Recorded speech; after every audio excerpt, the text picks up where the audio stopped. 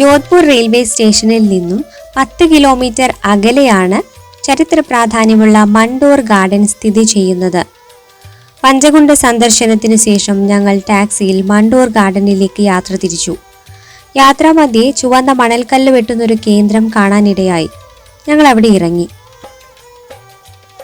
രാജസ്ഥാനിലെ മിക്ക ചരിത്ര നിർമ്മിതികളും ഈ ചുവന്ന മണൽക്കല്ല് കൊണ്ടാണ് ഉണ്ടാക്കിയിട്ടുള്ളത്.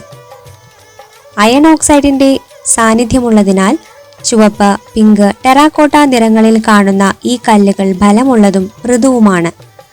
വലിയ കെട്ടിടങ്ങൾ നിർമ്മിക്കാൻ ആവശ്യമായ ബലം ഇതിനുണ്ട്. അതേസമയം കൊത്തുപണികൾ ചെയ്യുമ്പോൾ പ്രത്യേക രൂപങ്ങൾ വരുത്താൻ വേണ്ട വഴക്കമുള്ളതുമാണ് ഈ കല്ലുകൾ. ഇന്ത്യയിൽ ഇത്തരം കല്ലുകൾ കൂടുതൽ കാണപ്പെടുന്നത് രാജസ്ഥാനിലാണ്. രാജസ്ഥാനിലെ ഭരത്പൂർ, ധോൽപൂർ എന്നീ ജില്ലകളിൽ ഇതിന്റെ വലിയ നിക്ഷേപമുണ്ട്.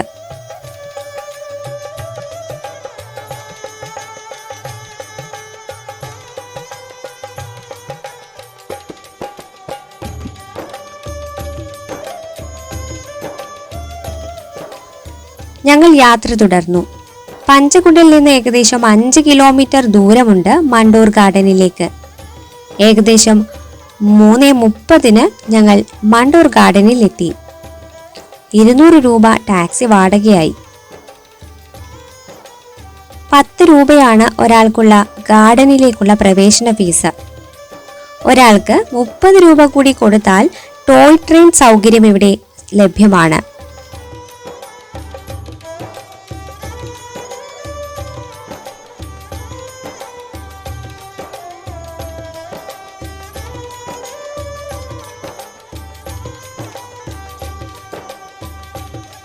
രാജസ്ഥാനിലെ ജോധ്പൂരിലെ ഒരു പുരാതന നഗരമാണ് മണ്ടോർ. രാമായണ കാലഘട്ടവുമായി ഇതിന്റെ ചരിത്രം ഇഴചേർന്നിരിക്കുന്നു. രാവണന്റെ പത്നിയായ മണ്ടോദരിയുടെ ജന്മസ്ഥലമായി വിശ്വസിക്കപ്പെടുന്ന ഒരു ഇടമാണിത്. ആധുനിക ചരിത്രകാരന്മാരുടെ അഭിപ്രായത്തിൽ AD 6-ാം നൂറ്റാണ്ടിൽ മാണ്ഡവ്യപുരയിലെ പ്രതിഹാര രാജവംശജരാണ് ഈ പുരാതന നഗരം നിർമ്മിക്കുകയും ഭരണം നടത്തുകയും ചെയ്തത് എന്ന് പറയപ്പെടുന്നു.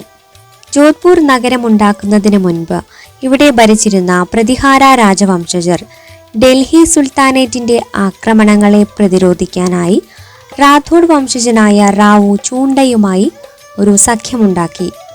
ഇതിന്റെ ഭാഗമായി മാണ്ടൂർ കോട്ട റാഥോഡ് വംശജർക്ക് സ്ത്രീധനമായി ലഭിക്കുകയും ചെയ്തു. പിൽക്കാലത്ത് മേവാർ രാജാവായിരുന്ന റാണ കുംഭ ഈ മാണ്ടൂർ പിടിച്ചെടുക്കുകയും 1453 റാഥോഡ് വംശജനായ റാവു ജോധ ഈ നഗരം തിരിച്ചു പിടിക്കുകയും ചെയ്തു. ശേഷം 1459 തന്റെ ഭരണ തലസ്ഥാനം കൂടുതൽ സുരക്ഷിതമായ മെഹ്റാൻഘട്ടിലേക്ക് മാറ്റി സ്ഥാപിക്കുകയാണ് ഉണ്ടായത്. പൗരാണിക വാസ്തുവിദ്യാ ശൈലിയുടെ മനോഹാരിതയിൽ തല ഉയർത്തി നിൽക്കുന്ന ഈ സ്മാരക ഗോപുരങ്ങൾ തന്നെയാണ് ഇവിടുത്തെ പ്രധാന ആകർഷണം. മഹാരാജ അജിത് സിംഗ്, റാവു ജോധ, ജസ്വന്ത് സിംഗ്, ഭക്ത് സിംഗ് തുടങ്ങി പ്രധാന ഭരണാധികാരികളുടെ സ്മാരക മന്ദിരങ്ങൾ ഇവിടെ കാണാം.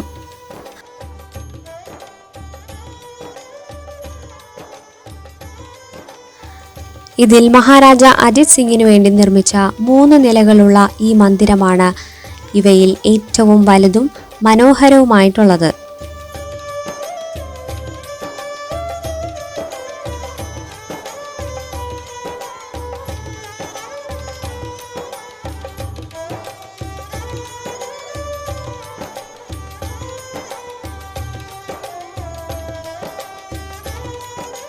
കൊത്തുപണികളാൽ സമ്പന്നമായ ഈ സ്മാരക മന്ദിരങ്ങൾ ഒറ്റ നോട്ടത്തിൽ ഒരു ക്ഷേത്രമാണെന്ന് തോന്നിപ്പോകും.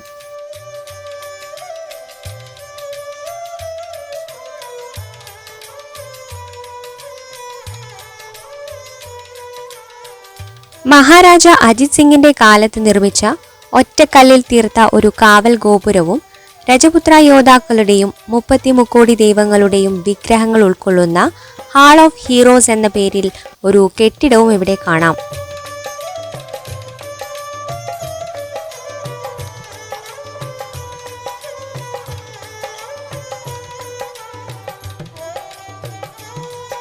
മാണ്ടൂർ ഗാർഡൻ സന്ദർശിക്കുമ്പോൾ പ്രധാന സ്മാരകങ്ങൾക്കിടയിൽ ഒരു രാവണ ക്ഷേത്രവും ഒരു കുന്നിൻ മുകളിലായി ഇടിഞ്ഞുപൊളിഞ്ഞ ഒരു പുരാതന കോട്ട നഗരിയും കാണാൻ സാധിക്കും. രാവണന്റെ ഭാര്യയായ മണ്ഡോദരിയുടെ ജന്മസ്ഥലമാണിതെന്ന വിശ്വാസം ഇവിടെ നിലനിൽക്കുന്നുണ്ട്. കൂടാതെ ഇന്നും ആരാധനകൾ തുടരുന്ന ഒരു ചാമുണ്ഡി മാതാ ക്ഷേത്രവും ഉണ്ടിവിടെ.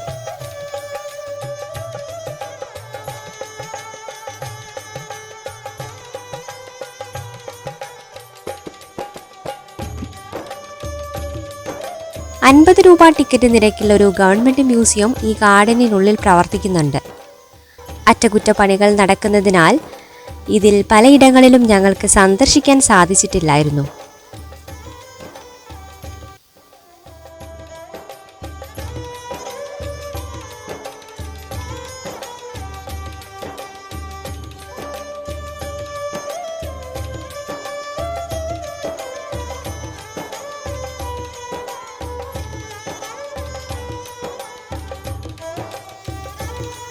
ഏകദേശം 700 വർഷങ്ങളോളം ഉപേക്ഷിക്കപ്പെട്ട നിലയിലായിരുന്നെങ്കിലും ഇവിടുത്തെ അവശേഷിക്കുന്ന കെട്ടിടങ്ങളും ഉദ്യാനങ്ങളും ഇന്നും ഇവിടെ മനോഹരമായി സംരക്ഷിച്ചു പോരുന്നുണ്ട്.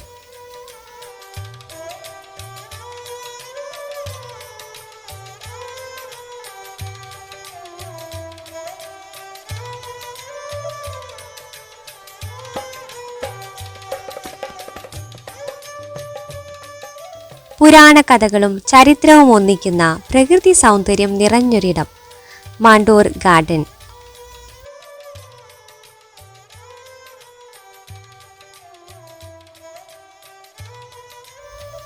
സമയം 5 മണിയായി. മാണ്ടൂർ ഗാർഡനിലെ സന്ദർശനം പൂർത്തിയാക്കി ഞങ്ങൾ പുറത്തിറങ്ങി. അടുത്തതായി ബാൽസമന്ത് ലേക്കിലേക്കാണ് ഞങ്ങളുടെ യാത്ര. അവിടുത്തെ വിശേഷങ്ങളുമായി വീണ്ടും കാണാം. ഞങ്ങളുടെ രാജസ്ഥാൻ യാത്രകൾ തുടരുകയാണ്.